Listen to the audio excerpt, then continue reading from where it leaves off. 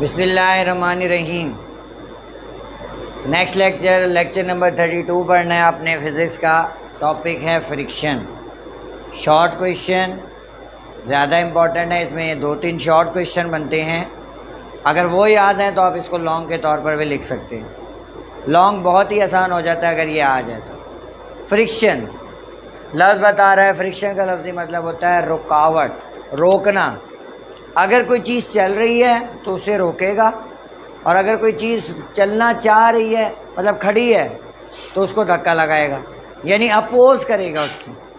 The force that opposes the motion of an object is called friction. वो force जो किसी चीज़ की, किसी भी बॉडी की हरकत को रोकती है। जब आप साइकिल चला रहे होते हैं या कोई कन्वेंस भी चला रहे हैं, जब हवा तेज़ चलती है तो आपकी साइकिल रुक रही होती है ना, वो हवा फ्रिक्शन आपकी मोशन को रोक रही है।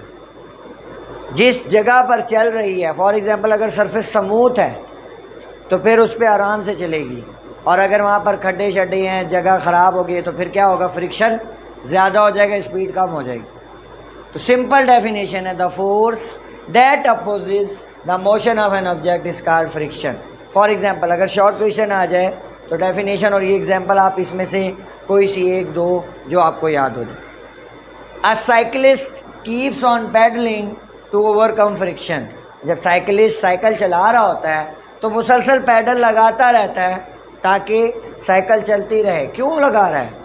अगर फ्रिक्शन ना हो तो वो अगर चल रही है कोई चीज़, कोई बॉडी मूव कर रही है तो वो चलती रहेगी, रुकेगी नहीं, और अगर रुकी हुई है तो वो चलेगी नहीं। तो फ्रिक्शन की अहमियत है एट द सेम टाइम, ये हमारे फ़ायदे के लिए है। स्पेस में फ्रिक्शन नहीं होता, इंसान चल ही नहीं सकता, उड़े होते हैं वो, हवाओं में बांधे हुए होते हैं एक दूसरे को जगहों से। A person can walk with the help of friction. मैं अगर चल रहा हूँ ज़मीन पर फ्रिक्शन की वजह से, रुक रहा हूँ, ब्रेक लगा रहा हूँ फ्रिक्शन की वजह से। आपने ये नोट नहीं किया कि अगर आप साइकिल पर जा रही हैं और सड़क गीली हो, आप अगर ब्रेक लगाएं एकदम से तो साइकिल स्लिप हो जाती है। क्यों स्लिप होती है? फ्रिक्शन की कमी की वजह से। अगर फ्रिक्शन जो है वो ज़्यादा होगा तब उस पर चलना मुश्किल होगा, और फ्रिक्शन कम होगा तब भी चलना मुश्किल है। गीली जगह से अगर जाएंगे, मार्बल के फर्श पे पानी गिरा हुआ हो, टाइल पे गिरा हुआ हो, कैसे गिरते हो? और अगर चप्पल पुरानी हो, शूज़ पुराना हो, तब भी तो गिर जाते हो। तो जब शूज़ पुराना हो जाता है ना, तो देखो नए शूज़ पर ऐसे ग्रिपर बने होते हैं। वो ग्रिपर जो है ना, सरफेस एरिया, कोल्ड एरिया को, कोल्ड वेल्स को बढ़ा रहे होते हैं, मजबूती से जकड़े हुए होते हैं, फ्रिक्शन ज़्यादा होता है। इसीलिए तो आप नंगे पैर ज़्यादा तेज़ी से नहीं दौड़ लेते। अगर पुराने शूज़ पहनकर दौड़ो उसकी निस्बत आप नंगे पैर ज़्यादा तेज़ी से दौड़ लेते हो, और उस शूज़ के साथ आप स्लिप हो जाते हो। क्यों? फ्रिक्शन कम हो जाता है। तो फ्रिक्शन की अहमियत तो है। आप रोज़ लिखते हो, मैं कहता हूँ हाँ भाई लिखो, ये मैंने लिखा है। टेस्ट आप लिखते हो, अभी आप लिख रहे हो बैठ के, किस वजह से लिख रहे हो? फ्रिक्शन की वजह से तो लिख। अगर पेन और पेपर के दरमियान फ्रिक्शन नहीं होगा तो पेन कैसे चलेगा? शीशे पर जब लिखते हो पेन की निब कैसे जाती है? मुश्किल होता है ना लिखना। या कोई सरफेस हो, उस पर तेल लगा हुआ हो। मैं बच्चे को स्टार बनाता हूँ ना, बच्चों को 1 क्लास के बच्चों के मुँह पर, तो एक बच्चा तेल लगा कर आया हुआ था, मैं उस पर बॉल पेन चलाता रहा, उसके स्टार नहीं बना। क्यों? फ्रिक्शन ही नहीं था। तेल और ग्रीस आप लोग इस्तेमाल करते हैं फ्रिक्शन को कम करने के लिए, करते हैं ना चेन में। अगर फ्रिक्शन ज़्यादा हो जाए तो खड़ खड़ करने लगती है और टूटने का ख़तरा होता है। फिर आप क्या करते हैं कि जो है वो उसमें तेल डलवाते हैं, ग्रीस डलवाते हैं। वो क्या काम करता है? फ्रिक्शन इंक्रीज, फ्रिक्शन को मतलब कम करता है। सॉरी, क्लियर हो गई यहाँ तक बात? आसान है ना? What is cold weld? यहाँ पे एक डेफिनेशन आती है, what is cold weld, paper में आई हुई है। अब देखो, पहली डेफिनेशन हो गई फ्रिक्शन, दूसरी डेफिनेशन है कोल्ड वेल्ड, तीसरी डेफिनेशन है आपका ये सवाल है कि why rolling friction is smaller as compare to sliding friction. एक सवाल, 2 सवाल ये हैं, what is force of limiting friction, what is coefficient of limiting friction. तो 5-6 सवाल हैं शॉर्ट, वो कर लो, आप लिख दो, लॉन्ग हो जाएगा। लॉन्ग याद करने की क्या ज़रूरत है? लॉन्ग के लिए तो थोड़ा सा ये एक्सप्लेनेशन है जो ऐड करनी है। कोल्ड वेल्ड क्या है? ये सरफेस है, इसके ऊपर ये चल रहा है, ये अब ये जितने एरिया पर एक दूसरे से कांटेक्ट में है वो एरिया इसका कोल्ड वेल है, पॉइंट ऑफ कांटेक्ट। समझ आइए असद, ये जितने पॉइंट्स एक दूसरे से जुड़े हुए हैं, अब इसका कोल्ड वेल्ड कम है। अगर मैं इसको ऐसे रख दूंगा अब कोल्ड वेल्ड, अब ज़्यादा एरिया से कांटेक्ट में है ना, अब कोल्ड वेल्ड ज़्यादा हो गया।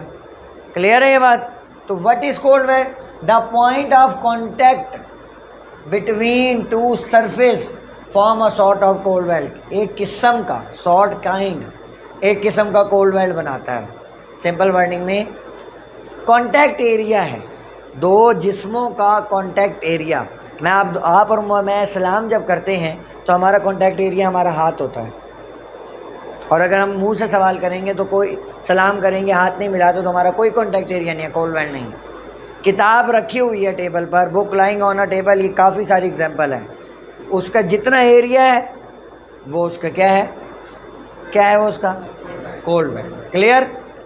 अब एक्सप्लेनेशन में जो दो स्मूथ सरफेस है ना, वो हमें बज़ाहिर स्मूथ नज़र आ रही होती है लेकिन वो स्मूथ नहीं होती। अब मैं अगर किसी खुरदरी सरफेस पर अपना हाथ फेरूं और ये प्लेन सरफेस है ना, इस पे हाथ फेरूं तो किस पे हाथ फेरना आसान है? प्लेन सरफेस पे। क्यों? प्लेन सरफेस पे फ्रिक्शन कम हो, और जो दूसरी खुरदरी सरफेस होगी उस पर पिट्स होंगे। पिट्स कहते हैं गड्ढे को, गैप्स को, गैप्स।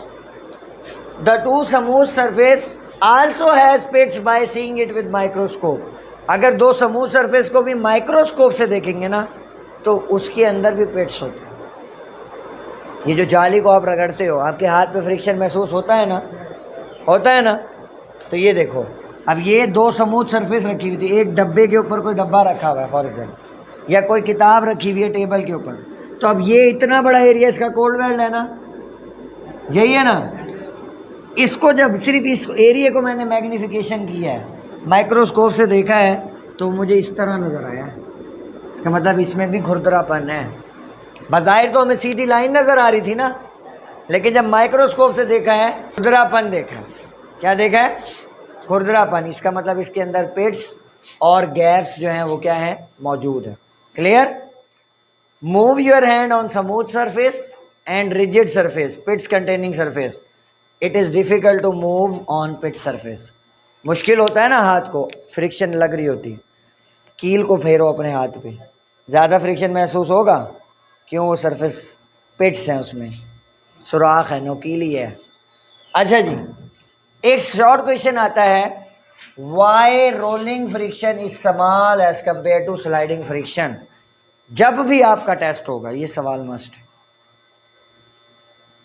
आपकी बुक में से प्रॉपर जवाब मिलता नहीं है, एक पॉइंट कहीं एक पॉइंट कहीं, इसलिए मैंने पिछले साल भी उससे पिछले साल भी बच्चों को 2 पॉइंट बना दिए थे। इसलिए आपको कहा है कि ये बुक पर ही लिख लेना, क्योंकि कॉपी शॉपी गुम हो सकती है, बुक नहीं गुम होगी। आप उम्मीद है।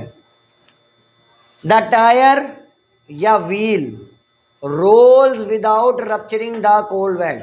जब आप किसी खुरदरी जगह से गुजरते हैं ना तो वो बर्बाद हो रही होती है, और बर्बाद होती है। रोड अगर ख़राब हुआ हो, जब बार बार उस पर से ट्रैफिक गुजरती है तो वो और ख़राब होती है। तो व्हील जो है वो रोल्स करता है without rupturing the cold weld. जितना ज़्यादा कॉन्टैक्ट एरिया होगा ना उतना फ्रिक्शन ज़्यादा होगा। एग्जाम्पल देखें, जब मैं पूरे पाँव से चलता हूँ ना मेरी स्पीड कम होती है। जब मैं पंजों पे भागता हूँ, अगर आप एथलीट्स हैं ना तो आपको ये पता होगा, एथलीट्स हमेशा अपने पंजों पर भागते हैं। जितना सरफेस एरिया कॉन्टैक्ट एरिया कम होगा ना उतना फ्रिक्शन कम, तो पंजे पर भागने से स्पीड बढ़ती है। जो भी प्लेयर्स पंजों पे भागते हैं उनकी स्पीड ज़्यादा होती है। तो वो कहते हैं the contact area between tyre and surface is very small. जितना स्मॉल उतना फ्रिक्शन कम। इसीलिए यही रीज़न है, दैट्स वाई आगे लिखोगे rolling friction is smaller as compare to sliding friction. देखो इसकी एग्जांपल, ये है टायर फॉर एग्जांपल, ये गुजर रहा है किसी सरफेस से। अब मैं इसको इसके साथ मिलाता हूँ, ए फॉर एग्जांपल ए, ये ठीक है। और ये है एक किताब, इस किताब को मैं मूव कर रहा हूँ इसी टेबल पर। अब देखो ये है इतना बड़ा contact area, the contact area between tyre and surface is very small. ये है स्लाइडिंग फ्रिक्शन इतना बड़ा स्लाइड होता है, घसीटना, और ये क्या देखो इतना सा है कॉन्टैक्ट एरिया, ये सिर्फ यही वाला पॉइंट है बेसिकली, इतना सा पॉइंट कॉन्टैक्ट। तो वो यही तो कह रहा है कि क्योंकि कॉन्टैक्ट एरिया ही संभाल होगा तो फ्रिक्शन भी तो संभाल होगा। और इसी एप्लीकेशन को इस्तेमाल किया जाता है बॉल बेयरिंग्स में, कि बॉल बेयरिंग नहीं लगे होते इसके अंदर, साइकिलों के अंदर, मोटरसाइकिल के अंदर गोलियां सी बेयरिंग, उसमें फिर गोलियां भी डाली हुई होती है ना, तो वो एप्लीकेशन इसमें इस्तेमाल होती है। ये सवाल समझ आया है कि क्योंकि देखो यहाँ से समझ आ रहा है कॉन्टैक्ट एरिया भी संभाले, जब कॉन्टैक्ट एरिया संभाले तो कोल्ड वेल्ड तो रप्चर होगा ही नहीं, इतना सा एरिया रप्चर करोगे आप। क्लियर है? इसीलिए तो छोटी साइकिल कम नुकसान पहुंचाती है। और ये डिपेंड करता है प्रेसिंग फोर्स के ऊपर। प्रेसिंग फोर्स क्या है? वेट। अब मैं अगर ऐसे खड़ा हूं तो अब फ्रिक्शन मेरा कम है, और मैं अगर लेट जाऊं इसके ऊपर, कॉन्टैक्ट एरिया ज़्यादा हो गया, फिर घसीटना मुश्किल है या ऐसे आसान है? वैसे मुश्किल हो जाएगा ना, क्योंकि कॉन्टैक्ट एरिया ज़्यादा हो जाएगा। और फिर अगर मुझे कोई घसीटेगा तो वो स्लाइडिंग फ्रिक्शन हो।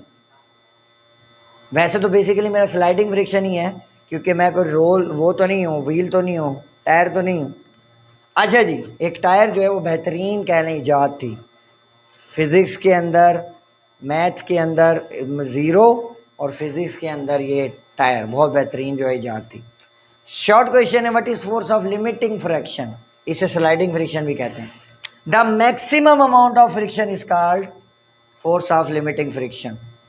मैक्सिमम अमाउंट ऑफ, यानी सबसे ज़्यादा फ्रिक्शन कितना हो सकता है किसी बॉडी पर, वो उसका जो है वो फोर्स ऑफ लिमिटिंग फ्रिक्शन है, या इसको कहते हैं sliding friction. It is represented by F S sliding friction ही है। मैंने कहा ना बड़ा एरिया होता है कॉन्टैक्ट का, मैक्सिमम। और स्लाइडिंग फ्रिक्शन डायरेक्टली प्रोपोर्शनल है रिएक्शन फोर्स के। रिएक्शन फोर्स क्या है? वही प्रेसिंग फोर्स। आपने प्रेस किया, उसके बदले में जो रिएक्शन लग रही है वो बराबर होती है वेट के।